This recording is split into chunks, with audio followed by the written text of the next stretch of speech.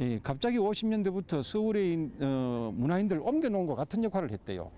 그렇게 해서 뭐 한 1, 2년간 이 다방 저 다방 다니면서 늘 이야기를 하고 하는 가운데서 현대회화가 자기 체질에 맞다는 걸 판단했대요. 벌써 그때부터. 그래서 거기에 자기가 어떤 이념이나 어떤 예술관이 벌써 그때부터 형성됐다고 합니다. 그러니까 우리나라 현대회화 출발의 한가운데 선 분이라 알고 보니까. 그러니까 우리 대구 화단에서 보면은 그전에 목가적이고 서정적인 그림에서 완전히 벗어난 현대회화니까 과외 혁명이라고 할 수 있죠. 50년대는. 그런 혁명적인 존재가 이제 대구 서양화의 현대회화를 이끄는 버팀목이 되고, 이분이 이제 출발점이 돼가지고 현대회화가 대구에서 서서히 이제 확장돼 나가기 시작하죠. 현대회화가 본격적으로 확산되는 데는 1957년 창립된 한국 모던아트 협회의 역할이 컸다. 제야 미술인들의 터전. 정점식 선생은 이 모임에 참가한 대구 유일의 화가였다. 내가 이제 1955년에 서울 가서 전람회를 했거든. 하니까 모두 모이는 기라. 모이가 이야기가 그런 기라. 우리도 뭐 하나 하자 말이야. 이래가 되느냐. 이거는 바로 국전을 대항해가지고 하는 거야. 국전이라고 하는 거는 보수적이고 자연을 자연대로 그리고 곱게 그리려고 그러고 정서진 걸 그리려고 그러는데 이건 현대의식까지 현대의식을 하나 아까 이야기했지. 그런 뭐 자자구리한 그런 게 아니다 말이야. 참말로 우리 속에 있는 걸 폭발시키고 지금서 우리들을 위한 자유로운 현실을 만들어야 된다 하는 그런 의식까지 있는 게 이거 다르거든. 국전, 우리나라에서 하는 국전하고 국전은 언제냐면 사과를 사과처럼 그리고 대나무를 대나무처럼 그리고 하는 그런 사람들이 모이는 데고 이거는 이제 지 맘대로 그리려고 하는 거예요. 그게 모이는 사람이 김영주라든지 뭐 유영국이라든지 내라든지 뭐 아까 한목이라든지 이런 사람들이 김환희라든지 그런 사람들 그 1세대거든요. 그게 그래서 그걸 토대로 해가지고 했는데 그 다음에 그걸 1년 후에 모던 아트를 가는 거예요. 한국 모던 아트 협회를 가는 거예요. 그게 우리가 했는 거예요. 한국 모던아트 협회를 계기로 추상회화에 더욱 열중한 정점식 선생. 이전까지의 사실적인 그림과 달리 추상회화는 형태가 모호하다. 그런 탓에 선생은 주변 사람들로부터 남들이 모르는 그림을 그린다느니 돈도 되지 않는 그림을 그린다는 말을 무던히도 들어왔다. 어떤 얘기를 하시냐면 특히 이제 일반 사람들이 이제 이런 얘기 해도 될지 모르지만 설렁탕이나 끓여 먹지 뭐하러 이 짓을 하고 있냐고 누가 이제 자기 선생님 화실에 와서 그런 얘기를 했대요. 그런 게 이제 에세이에 들어있거든요. 그 설렁탕 값도 안 나오는 이런 일을 왜 하냐는 거죠. 그러니까 그런 이제 환경 속에서 그걸 이제 내가 그걸 자꾸 뛰어넘어야 되겠다. 그러니까 뭐냐면 저항할 거리가 많기 때문에 오히려 예술가에게는 그게 유리한 조건이다. 라는 얘기를 한번 얼핏 하셨어요. 시대로부터 이해받지 못한 예술. 선생은 외롭고 고독한 작업을 이겨내며 무엇을 화폭에 담으려 했을까? 요즘 예술의 하나의 기본적인 틀을 뭐냐면 형식주의라고 합니다.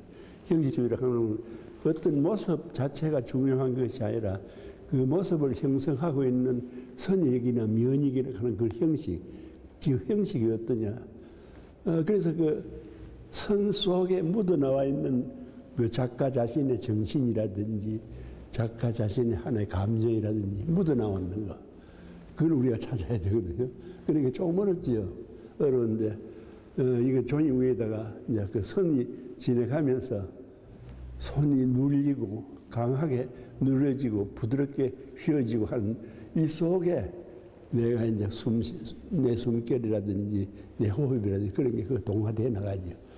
여러분들 이제 그게 중요한 문제고 여기 묻어나오는 거, 여기 무엇이 묻어나가느냐 하면 내가 보는 내 눈과 내 정신과 내 마음이 여기 묻어가 여기 가거든요.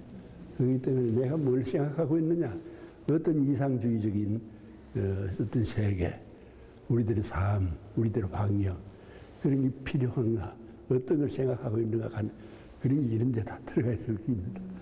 그래서 이제 좀 이래 과장된 거 있지요. 과장된 거 있죠. 사실적인 게 아니고 아주 부풀어지는 것도 있고 없애뿌는 것도 있고 뒤엉켜 있는 것도 있고 일부러 그런. 화가의 시선과 정신, 마음이 담긴 붓질, 손의 흔적, 수적. 선생의 수적엔 화가 점정식의 삶과 예술에 대한 생각이 담겨 있다.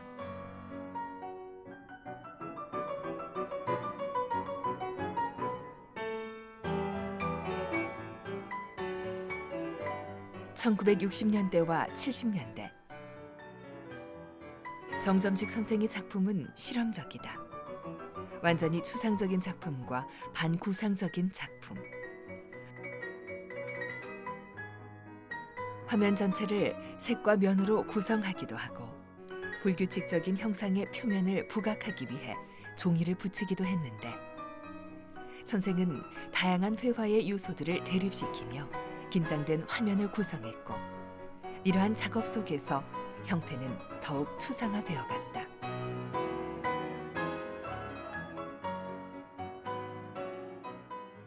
추상이라는 말은 이제는 꼭 필요한 것만 뼈대로 남겨놔두고 필요 없는 건 없애버리는 거. 그러니까 이제 산을 길지게 옛날 사람은 산이 아주 복잡하잖아요. 이래. 지금도 산이 복잡하지. 근데 그 합리주의적인 사람들, 이제 오늘날 같은 이런 시대의 현대주의 사람들은 산을 그려가면 피라미드를 그려. 삼각 그려버리거든. 아주 그 중간에 꼬불꼬불하게 뭐 길게 할 수 없이 직선으로 꺼버리고 아주 강렬하게 되어버리죠. 이게 추상이 바로. 네모나는 거, 삼각, 네모, 그 다음에 이제 원, 이 이제 어떤 그 모든 모습의 하나의 그 근원, 그런 모체, 그걸 추상이라고 합니다. 작품 속 형상은 시간이 흐를수록 더욱 단순해졌다. 1980년대에 이르러 선생의 작품은 서정적이면서도 역동적인 모습을 띠는데 화면 안에서 자유롭게 어우러지는 유려한 선들.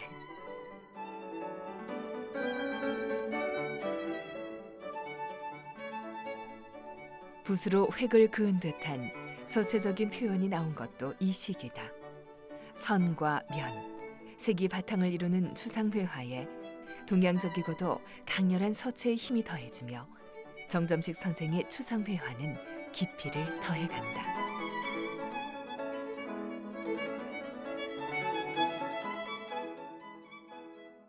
정점식 선생이 지향했던 자기 어떤 독특한 추상 세계라고 하는 것은 뭐 그게 돈이 된다고 해서 하는 것도 아니고 또 무슨 뭐 특별한 그 대중적인 어떤 인기를 위해서도 하는 것도 아니고 자기가 이념을 하고 있는 또 자기 어떤 정신적인 작업으로서의 어떤 그런 어떤 세계를 추구한 것이니까 화면에 그 그림이라고 하는 것을 그린다고 하는 그런 어떤 유형보다는 뭔가 생각을 화면에 담는다. 어떤 생각하는 장으로서의 마당으로서의 화면을 생각한다. 뭐 이런 측면에서 그분의 작품 세계를 이야기할 수 있죠. 생각을 화폭에 담는 화가. 선생은 참으로 지적인 예술가였다. 지식은 풍부했고 사상은 뚜렷하며 작품 속엔 철학적 사유가 가득했다. 이런 선생을 어느 평론가는 문체의 사상가라 불렀다. 늘 책을 가까이 한 정점식 선생. 끊임없는 독서와 연구를 바탕으로 선생은 4권의 에세이집을 발간했다.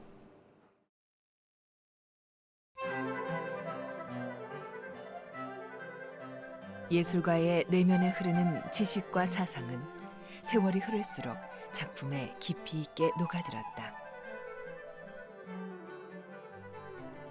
화면을 빛내는 완숙한 색조. 선생의 수적은 서체와 같은 모습으로 캔버스 위를 자유로이 논인다. 추상이라는 서양의 미술 사조가 화가의 내면을 거쳐 점차 동양적인 정신세계로 표현된 것이다. 추상과 구상, 동양과 서양, 이지적인 표현과 즉흥적인 표현을 서로 충돌시키고 한데 아우르며 선생은 어느 한쪽으로 두드러지거나 기울어지지 않는 균형 있는 작품 세계를 형성해 갔다. 선생님이 추상화로 많이 알려져 있긴 하지만 추상을 하시면서도 굉장히 구상적인 면을 가지고 계시고 굉장히 이지적인 어떤 작업을 구성을 위주로 한 작업을 하시면서도 또 한편으로는 굉장히 충동적이고 직관적이고 우연적이고 이런 요소들을 작품에서 끄집어내시거든요. 그러니까 그런 것들을 계속 조율해 가면서 어떤 지점을 끊임없이 찾아가는 어떤 과정 속에 있는 작품이라고 할 수가 있어요. 그런 점에서 그 삶에 있어서도 예술에 있어서도 그런 한쪽에 치지 않으려는 어떤 평형 감각을 계속 유지해 오신 작가분이시라는 생각이. 시대로부터 제대로 이해받지 못한 작품들. 고독한 작업 가운데서도 예술에 대한 신념을 지켜온 정점식 선생. 급제. 이겨낸다란 그의 호처럼 선생은 시대의 외면에도 흔들림 없이 자신만의 작품을 완성해 나갔다.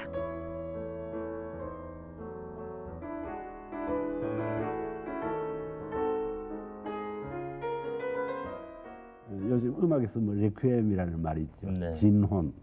우리가 이제 이런 어려운 세상, 딱딱한 세상, 복잡한 세상을 살아가면서 여러 가지로 시달리가 있죠. 그래서 이제 거기서 예술의 충동이라는 것이 그것을 벗어나기 위한 하나의 그 몸부림. 그러면서 그 작품을 하면서 내 마음을 진정시키는 거.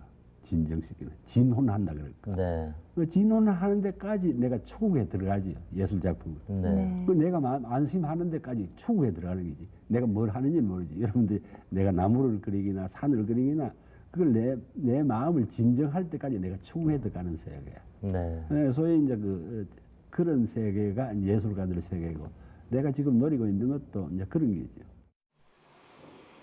정점식 선생은 지역의 미술 교육에도 큰 힘을 쏟았다. 1964년 계명대학교에 미술학과를 창설하고 무려 40여 년간 교수로 재직하며 후학 양성에 매진한 정점식 선생. 어떤 예술하는 거는 자기 자신이 현실적인 걸 체험해야 되거든요. 경험하는 거. 경험하는 그게 아주 중요하기 때문에 그다음에 할 때는 사진이라든지 어떤 그 인쇄물이라든지 될 수 있으면 그걸 또 필요할 때도 있지만은 될 수 있으면 그걸 피해야 되는 거예요. 직접 자기가 현실에 대한 경험을 해야 되는 거예요. 선생은 제자들이 창의력과 상상력을 최대한 발휘할 수 있도록 가르쳤다.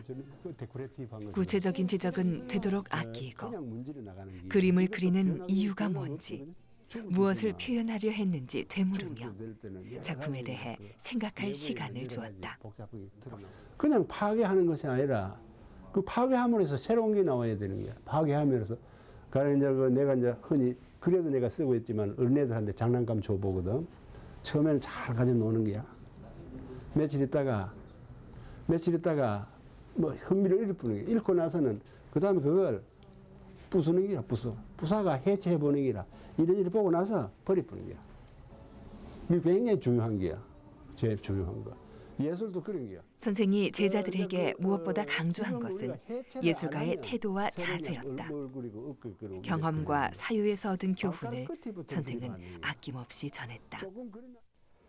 파괴에서 오는 가산 가는 말로 그런 이야기 마찬가지. 파괴. 이걸 이대로 놔두면 이 하나로 그대로 있는데 이걸 부숴버리면 없애버린단 말이야. 없어지는 게 아니라 하나를 더 만들고 더 크게 만드는 것도 이걸 부숴 없애야 만들기 때문에 이 부수는 용기하고 부사가 난 뒤에 거기서 새로운 걸 만들어내는 그 노력하고 그게 굉장히 중요한 게 그 예술에서 중요한 게 바로 그게다 하는 그 이야기지 내가. 그래서 내가 이제 학생들한테 그림을 그리는데 교실에 들어가면 90%가 완성됐을 때 그때 용기를 그 용기를 내라 말이야. 용기를 내라. 그때 분발하라 말이야. 그걸 그대로 가령 90%다 되면 누구나 그러면 이제 다 되다 싶어 살살살 소리 간절해 가지고 따담아 가지고 내셔 보는 거야. 그래만 보통 평범한 것밖에 안 되는 거라. 그래서 그 용기를 내는 거죠. 90%다 되는 걸 용단을 내면 90% 가까이 다 실패하지 살아나는 게 없는 거야. 그 용기를 내야만 예술가가 되지. 그 용기를 아끼 가지고 살아서 피하고 하면 예술가 안 되는 거야. 교육자로 걸어온 긴 세월. 제자들에게 정점식 선생은 엄격한 스승이며 때론 아버지처럼 든든한 존재였다. 또 선생님은 또 제자 전시하는데도 힘내 주시려고 그 한 20호짜리 그림을 이렇게 보시고 그걸 선생님이 이거 가격을 물어보시더라고요. 저한테 얼마고.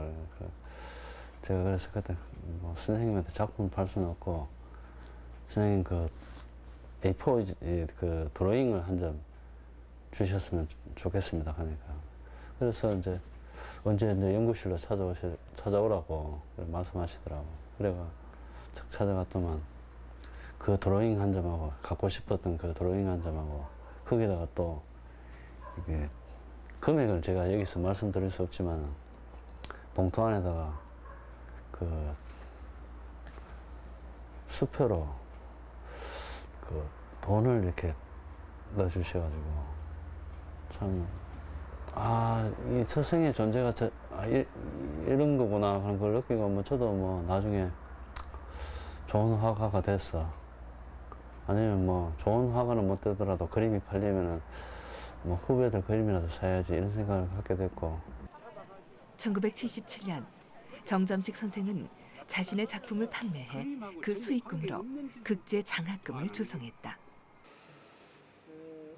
자신도 그리 넉넉한 형편은 아니었지만 더 어려운 제자들을 위해 작품을 선뜻 내놓은 것이다. 손님들이 집에 찾아오는 것을 꺼려할 정도로 그렇게 어렵게 지내셨는데 나중에 이제 저희 대학에 이제 들어오시면서 좀 안정된 생활은 가지셨지만 그렇다고 큰 부를 이루신 건 아니었습니다. 그럼에도 불구하고 상당수의 그 작품을 판매를 해서 그 장학금으로 후학들을 위해서 쾌척을 하신 거죠. 정점식 선생은 작품에 대한 애착이 남달랐다. 심지어 가족들조차 선생